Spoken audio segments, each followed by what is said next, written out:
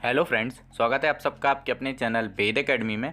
आज से हम अपने चैनल पर कक्षा 12 भूगोल स्टार्ट कर रहे हैं। देखिए, इकोनॉमिक्स हमने कंप्लीट करा दी है। अगर आपने सारी वीडियोस नहीं देखी हैं तो मैं उन वीडियोस के प्लेलिस्ट का लिंक आपको वीडियो के डिस्क्रिप्शन में प्रोवाइड कर दूंगा। आप वहाँ जाकर सारी वीडियोस देख सकते हैं। और चैनल आपने अभी तक हमारा सब्सक्राइब नहीं किया है तो और फटाफट से चैनल सब्सक्राइब कर लें, ताकि जो भी न्यू अपकमिंग वीडियोस आए उनके नोटिफिकेशन आप तक सबसे पहले पहुंच सके। तो हमारा अध्याय 1 है मानव भूगोल, प्रकृति एवं विषय क्षेत्र। देखिए, जो भी आपके थ्योरी वाले पेपर्स होते हैं उनमें आप ज़्यादा से ज़्यादा मार्क्स कैसे स्कोर करें, इस पर हमने कंप्लीट स्ट्रेटेजी वीडियो बनाई है। अगर आपने वो वीडियो नहीं देखी है तो इस वीडियो के डिस्क्रिप्शन में आपको लिंक मिल जाएगा, जाकर देख सकते हैं। तो चलो फिर स्टार्ट करते हैं। सबसे पहला टॉपिक है हमारा कि भूगोल किसे कहते हैं। तो भूगोल दो शब्दों से मिलकर बना है, भू और गोल। देखिए, भू का मतलब होता है पृथ्वी या फिर भूमि।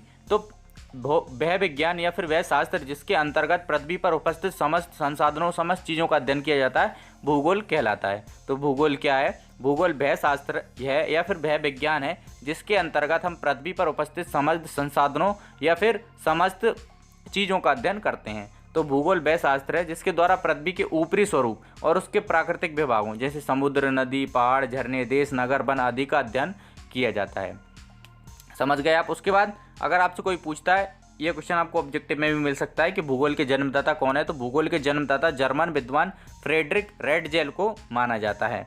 तो ये आपको ऑब्जेक्टिव में मिल सकता है, 1 नंबर यहाँ से आपको मिल सकता है। उसके बाद अगला टॉपिक है हमारा मानव भूगोल किसे कहते हैं। देखिए, मानव भूगोल का मतलब है मानव और प्रकृति के बीच जो संबंध होते हैं, जिस विज्ञान में इसकी स्टडी की जाती है वो हमारा मानव विज्ञान या फिर मानव भूगोल कहलाता है। तो मानव भूगोल का अर्थ उस विज्ञान से है जिसके अध्ययन का एक पक्ष मानव और दूसरा पक्ष, देखिए सबसे पहले एक तरफ मानव और दूसरा तरफ प्राकृतिक वातावरण की शक्तियों का अध्ययन तथा एक दूसरे पर उसके प्रभाव का अध्ययन किया जाता है कि मानव का प्रकृति पर क्या प्रभाव पड़ रहा है और प्रकृति का मानव पर क्या प्रभाव पड़ रहा है, इसका अध्ययन किया जाता है, वो हमारा मानव भूगोल कहलाता है। उसके बाद मानव भूगोल का अर्थ उस विज्ञान से है जिसके अंतर्गत प्राकृतिक पर्यावरण तथा मानवीय जगत के बीच संबंधों का अध्ययन किया जाता है। एलन सी सैंपल, जो हमारे भूगोल वेत्ता थे, एलन सी सैंपल, उन्होंने कहा कि मानव विज्ञान भूगोल अस्थिर पृथ्वी और क्रियाशील मानव के बीच परिवर्तनशील संबंधों का अध्ययन करना है।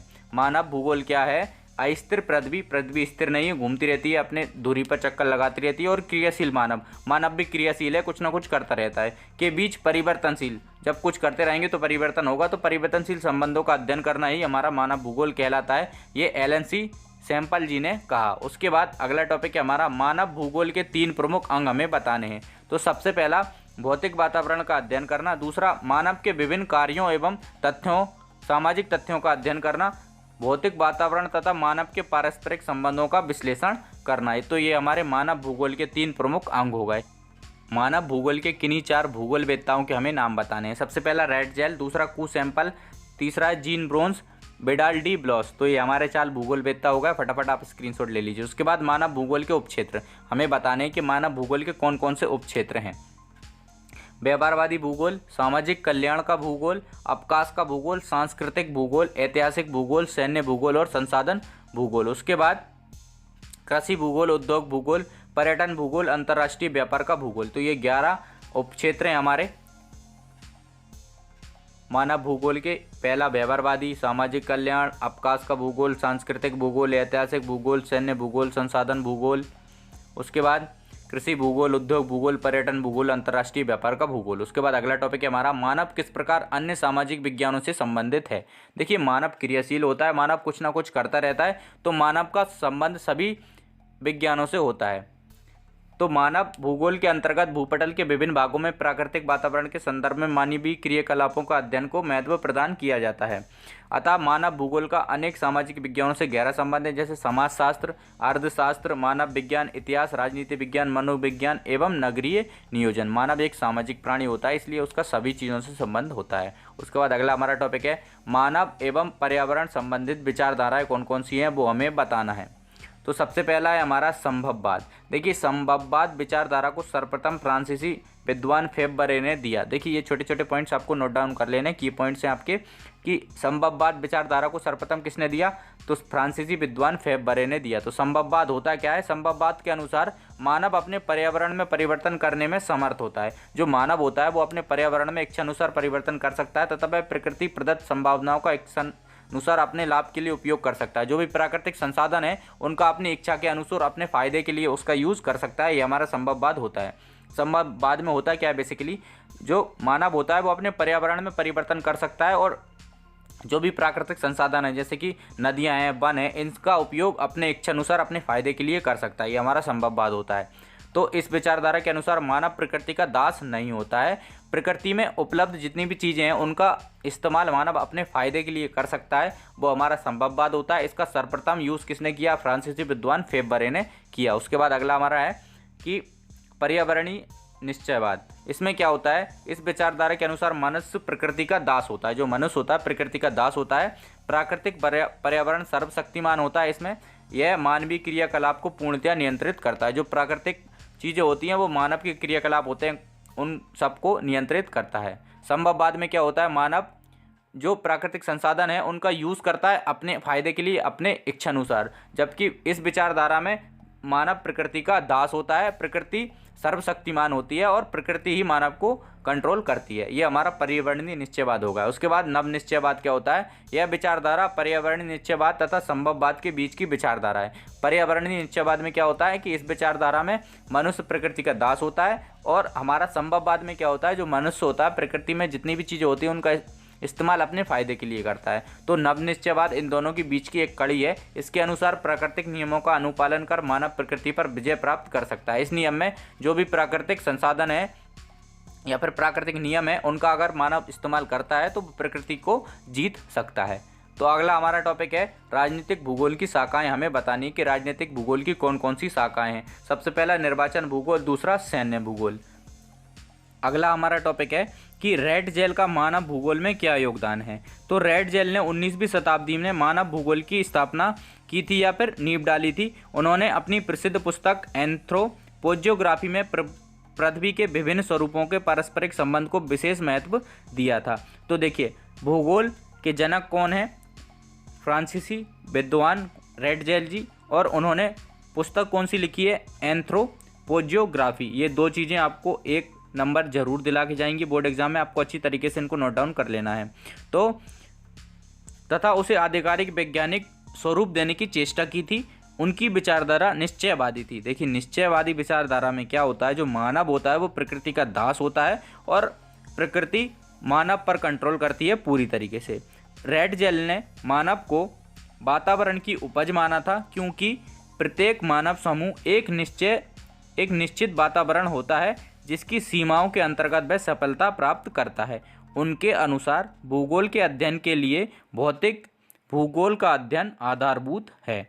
तो देखिए भूगोल शब्द का सर्वप्रथम इस्तेमाल या फिर भूगोल शब्द की खोज किसने की या फिर भूगोल किसकी वजह से स्टार्ट हुआ, कौन जनक है? तो हमारे फ्रांसीसी वैज्ञानिक रेड जेल जी हैं और उन्होंने एंथ्रोपोजियोग्राफी नामक पुस्तक लिखी। ये आपको एक नंबर बोर्ड एग्जाम में दिला सकता है। उसके बाद अगला टॉपिक है हमारा मानव भूगोल में प्रादेशिक विश्लेषण विधि। देखिए प्रादेशिक विश्लेषण विधि में क्या किया जाता है? जितने भी प्रदेश होते हैं उनको उप विभागों में बांट दिया जाता है और उनका अध्ययन किया जाता है। ये हमारी प्रादेशिक विश्लेषण विधि होती है। तो जब मानव भूगोल में किसी प्रदेश को उप विभागों या प्रदेशों में बांटकर सभी तत्वों का अध्ययन करते हैं तो इस विवरणात्मक अध्ययन को प्रादेशिक विश्लेषण विधि हम कहते हैं। उसके बाद अगला हमारा टॉपिक है निश्चयवाद और संभववाद में अंतर।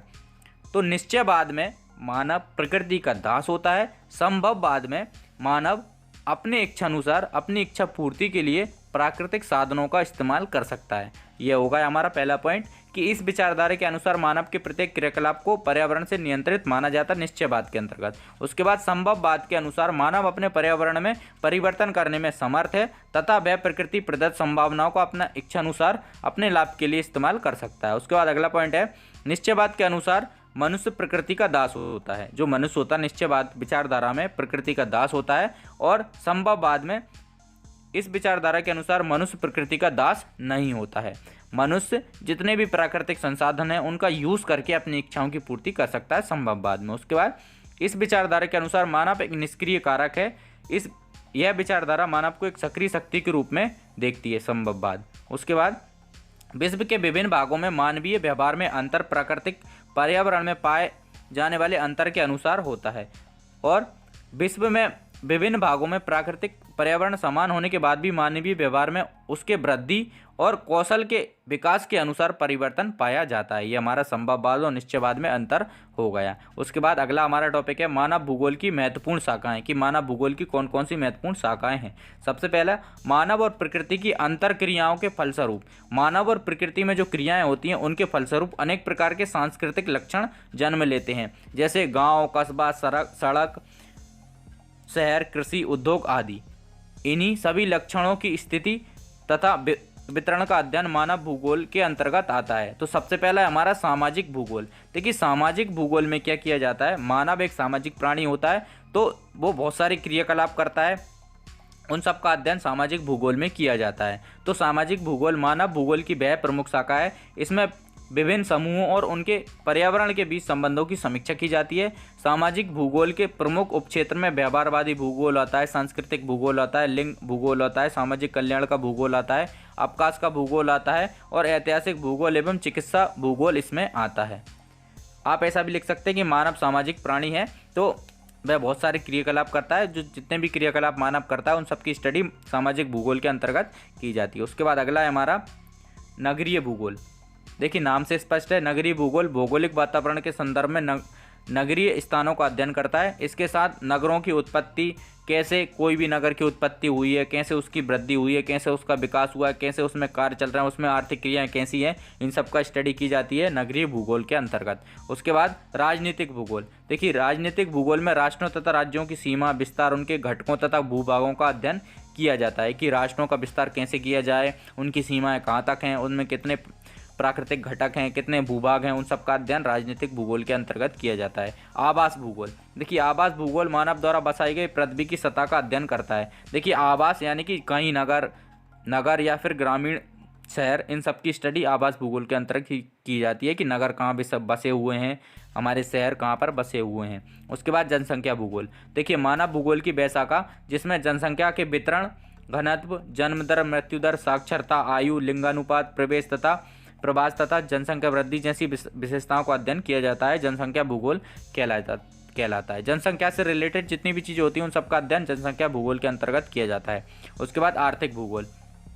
तो आर्थिक भूगोल में वस्तुओं के उत्पादन, वितरण तथा विनिमय का अध्ययन किया जाता है कि कौन सी वस्तु कैसे उत्पादित हो रही है, कितना खर्चा हो रहा है, उसका वितरण कैसे हो रहा है और उसका विनिमय किस प्रकार हो रहा है, इस सब का अध्ययन आर्थिक भूगोल के अंतर्गत किया जाता है। आई होप आपको वीडियो पसंद आई होगी। अगर आपको वीडियो पसंद आई है तो वीडियो को लाइक, शेयर एंड चैनल को सब्सक्राइब जरूर करें। एंड तक हमारे साथ बने रहने के लिए धन्यवाद।